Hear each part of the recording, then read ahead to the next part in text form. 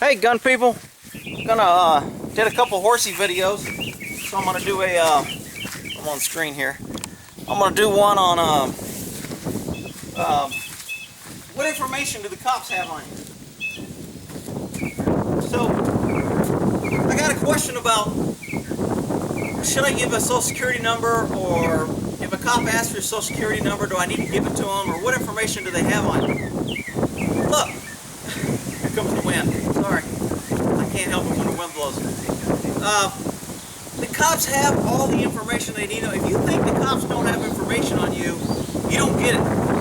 I mean, there's not. I've got buddies that are saying, I don't want to get a concealed carry permit. I don't want to get a license to carry a gun because I have to give them all this information, and then they'll know my address and where I have a gun. That's the least of your worries about what the government knows about you.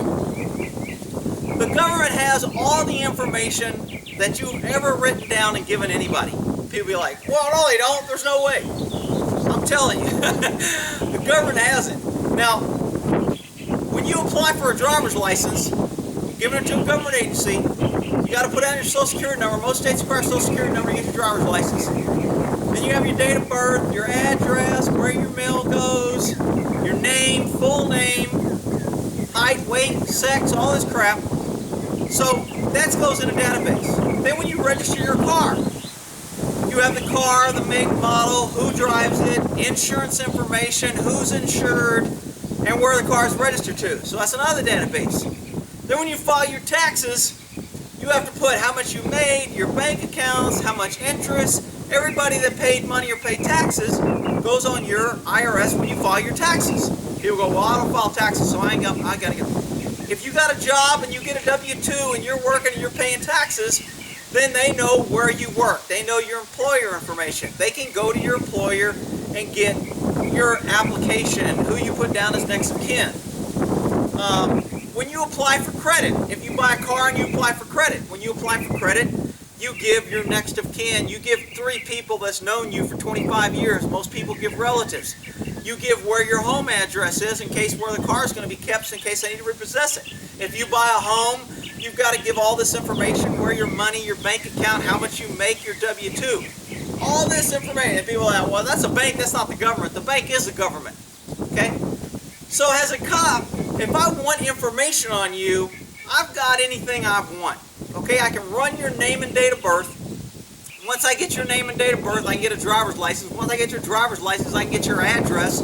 I can run your address now and find out every time you called 911 from there, anytime the cops have been there, anytime an ambulance has been there, anytime there's been any disturbance there. I've got all that information on your house. I've got all the information on who responded, who the officers were, who they talked to, who they ID'd, who they ran. Okay, you got a car and you let your brother drive it, who happens to have a warrant or on parole, and he gets arrested. Now, when I run that car, I'm going to have information that the car was towed, where it was towed to, who was driving it, where it was insured. The tow company's going to have all the information that you gave them when you came and got your car, so I'm going to have all that information. Cops, most police agencies have a database. If you go online and you see, you run somebody's name and it says, for $29.99 we'll give you this background, or for $59.99 we'll give you a complete background, criminal history, arrest, and all that. So cops have a database that we pay an agency to collect all this information, that we have it. And real estate agents sometimes will pay into this, other government agencies. I think ours was called Wizard or Wizard something, Wizen something, I don't know. It wasn't Wizard, it was Wizard, I think. And then there's other databases that you pay into monthly. I think our agency paid maybe $1,000 a year. And then we got a password. And anytime we wanted to find out information on somebody, we'd go to this civilian agency and we'd type it in there.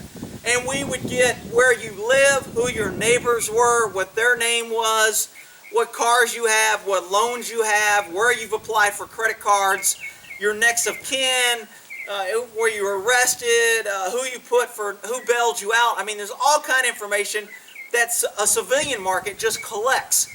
And I get that on anybody. All I do is punch in your name and date of birth and I'll get it. You know, there's other databases to where I can punch in your address, and then when I hit my key to search, it gives every house in your whole neighborhood and their name and their information and what cars they have, and I have all that information. So if I want to talk to somebody your next door neighbor, I can go to him and act like I know him. Hey, are you Bob? Yeah, your neighbor so-and-so. He told me to come talk. You know, you may never know that I've talked to them. You may not know that I'm over there interviewing them. So, I mean, that's just some of the databases. Then if I have a, you know, when you apply for credit, if you run your credit, you get your credit score, you know if you get a credit report, it's got next of kin, 3 people to contact, who can give you references, how much loans you have, all your credit card information, all your bank information, any bank's accounts, all your past employers, it gives me that, all your past addresses that you had for the last 10, 20 years, all that comes from a credit check. If I can say your credit check is vital to my investigation and I need a copy of that, we had a guy in our agency that did nothing but credit checks. He had the password and everything. We go to him and go, hey man, I need a credit report on this person. He's suspect. Or this suspect's brother. I need a credit report on him because I need to find out because I think he's staying with his brother. So they run your credit history. Now I have all that information about next of kin. So if I'm looking for your mom, sister, somebody, and I want to go contact them, I have their contact number, their name, their address, all that information. Your social security number's on your credit report. Your social security number's when you buy a house. Social security number's on when you get a driver's license. So people are like, I don't want to give my social security number to a cop. He asks, look, we've got all this information. Anything the government has, the government can share. So if you give it to the government can share it with anybody. And since as a cop, when I'm working and doing an investigation, I'm the government. So guess what? I have access to all that. If I need a copy of your tax return, I can call and get a copy of your tax return if it's vital to my investigation. Now I have your tax return. I have your spouse information, anybody you're claiming as dependents. You know, if you've got your kids in school, a school is a government agency. It's paid unless you send your kid to private school. Most schools are public schools. They're run by the government. Therefore, the government owns your kids and all information. So I can go to your school where your kids are going, and I can find out who to contact in case of emergency. I can get phone numbers, addresses, who to call, who's there. If I want to interview your kid, if you need to interview a juvenile, you're supposed to have parents' consent or approval. Well, guess what? If I talk to you and you go, no, you ain't talking to my kid, I wait till you take your kid to school, and now your kid's in school, and I go talk to him because he's in the care, custody, and control of the government. And that's the term that you're going to use legally to understand on who has the authority to do something with a child. Who has care, custody, and control. When you take your kid to school, you send your kid to school, you drop your kid off, you put him on a public bus to take him to school, you have given care, custody, and control to the government. Therefore, the government owns your kid. Your parental rights are secondary. I can take your kid to the doctor. I can do whatever I think is necessary to protect your kid. I can lock your kid in a room. If there's a school shooting, not to give them the ability to run off. There's all kind of things a school can do. But what also you can do is, as a cop, I can go interview that kid. I can ask him questions. I can ask him if you have guns in the house. How many kids are in the house? Who else is living there? If Uncle Bob lives in the house. What about your brother? Have you seen him lately? Your dad's brother, your Uncle so-and-so. Yeah, he stays there. Well, if that's the guy I'm looking for, guess what? Now I know he's in the house. Now I've got you for harboring or obstructing investigation if you lied to me because I went to your kid. So when somebody goes, you know, I don't really want to give too much information to the government. Look, the government has your life. If you think there's something that you know that the government doesn't, you're wrong. It just doesn't happen. I mean, it wouldn't surprise me if the government knows I have my horses and their names. I mean, they can find out. They can go and look on the videos. But I mean, if I put emergency contact on my vet and they know I have horses and they want to track down my vet and they can't find anything. I mean, there's ways to find out stuff. And you know, there's a fine line between a cop and a criminal because we got to be able to think like them, and it's a big puzzle chess game trying to outsmart each other. So the government has any information they want. So if there's anybody out there that's saying, I don't want to get a concealed permit or I don't want to apply for a license to carry a gun because I'm afraid the government will have too much information. Look, if the government wants you, they got all the information they need. They're going to get to you. They have your IRS, which is a federal document. They have your tax return. They have access to your credit report, your driver's license, your vehicle information, any loans, any bank accounts, anything you have, the government has. And if you think they don't, well then, you know, you don't. If you're truly off the grid, then maybe you can. If you're living out in the woods with no electric bill, I mean, when you apply for electric bill or cable, you got to give them your social security number, you got to give them your address, you got to give them where you lived before. So guess what? All that information becomes available to me as a cop if I'm running an investigation. If you go to jail and you get bailed out, and when you go post bail, they get your whole life, because if you don't show up for court, they kind of own you and they're allowed to go chase you down. So they want as much information as they can. They want all your relatives, all your brothers and sisters, where they live, where have you lived, where do you visit, phone numbers, addresses. I mean, they got everything. So just realize that the government has your information. And I mean, there's just no way around it. If you're anywhere connected, if you own property, if you rent, if you own a car, have a driver's license, or file a tax return, or you have an employer that pays taxes on you and claims you, or you have insurance, the insurance company is just connected. I mean, we had a database when I worked auto theft for insurance claims. When I run your name through their database, it tells me if you ever filed an insurance claim with any insurance company ever.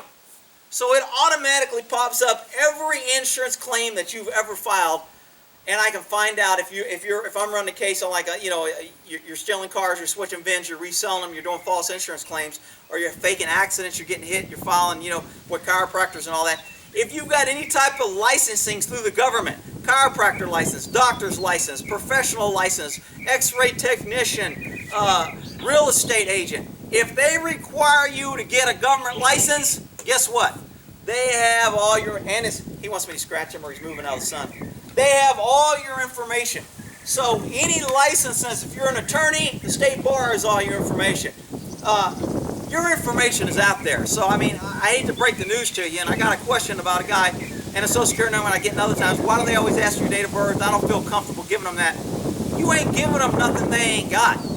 And the reason why some people will ask, or cops will ask for more information sometimes they just want to update the database. If I contact a guy one week and the next week he's got a new tattoo on his neck, I'm going to go, yo man, last time I contacted you, you didn't have that tattoo. Is that a new one? Yeah, I got it. Wow, how much you pay for that? A couple $100? No shit, where'd you get that done? That's nice work. Oh, I got it done at so-and-so's. Well, now I'm going to fill out my field FI report, my field interview report, and I'm going to update the system. Joe Blow has a new tattoo of fuck the government on his left neck that he got at Joe's tattoo parlor located at so-and-so, and he paid this much money for it. And now he has a new tattoo. Now that's going to be in your information. So next time somebody contacts you and you give, because people are always giving fake names, they're giving their brother's name, they're giving somebody they know that's clean, that doesn't have an arrest warrant because they know I have an arrest warrant, so they learn this alternate ID or identity theft, they steal it, whatever, they have this false information. So when you give that, I'm going to be able to check. When you get arrested, they record, you go to prison, they record all your tattoos, any body markings, etc. So when I run your criminal history or get information about your prison record, it's going to have a diagram on where your tattoos and what they are. So if I find your body later, I can ID you. If I contact you and you give me a false name and I think I know your name, or I run your name and it comes back with a tattoo, just happens to be fuck the police on your left side of your neck, and now I know I got the right guy, or the odds are I've got the right guy. And so there's all kind of ways that cops like to get more information to identify bad guys. But if you're a good guy, they got all your information. I mean, it's just the way it is. So, I get quite a few questions on what information they have and should I give it to them, etc. And I was talking to my buddy of mine about the FBI, don't talk to the FBI. And some knucklehead wrote a report on don't talk to the FBI, saying that if you're not a criminal and you have nothing to hide, I shouldn't be giving advice not to cooperate with the police. Dude, that guy's an idiot. And my buddy was saying, ask that guy, why does the FBI never record any interview? Most cops record interview. Most cops have cameras now where it's recorded their actions there. The FBI does not. And you can ask yourself and say, well, why wouldn't the FBI do it? Well, if you're a dummy, you can believe that they're an elite, perfect organization. They would never do nothing wrong, and they're above reproach, and they don't need to interview or record interviews, because if they record it, whatever they say is good enough. You shouldn't need a recording to back up what they say because they're so great. If you're smart and you understand how government and power and corruption works, you know the only reason that they don't record any interviews is so they don't have anything to impeach their statement. So therefore, their statement becomes the only statement that you can go back to. So if an FBI says this happened, and you're being charged with a crime or accused of something, and you say, he's not telling the truth, guess who they're going to believe? If you think they're going to believe you, you got another thing coming. Because they're going to say this FBI agent isn't going to risk his career, he's not going to do that, he would never lie. Even if he makes a mistake, even if he misquotes, if he filled out his report and made a mistake, and now you're guilty of something, because it's not recording, you have no other recourse but to say, is it his word or your word we're going to believe? You're going to lose. So for somebody, the knucklehead that watched that video about don't talk to the FBI saying, oh, if you got nothing to hide and if you just tell the truth, you should be able. I'm telling you people, don't talk to police. I'll put a link to that video about don't talk to cops. There's an attorney that I talk about a lot with a link to that video that explains exactly how talking to the police can get you convicted of a crime, convicted of obstruction, convicted of lying to the FBI or federal agent. You just don't want to do it. Look, if it's that important that they talk to you, then it's not going to be that big of a deal if you wait till you have an attorney. You've got somebody on your side. You've got a friendly witness there that's an officer of the court backing up your testimony and your statement. So now when the FBI goes, oh, no, that didn't happen, now there's you and there's an attorney that's representing you, which is a little bit better than just you. Okay, so that's my spiel. Hi, Mr. T. I had to do some work on the horses, did a couple of horse videos, so I figured I'd knock out a gun video on what information the cops have on you. So hopefully that helps on what information they have. You got any questions, you can put it in the comments and I'll try to answer it. Lynette there. Boys, you're good boys.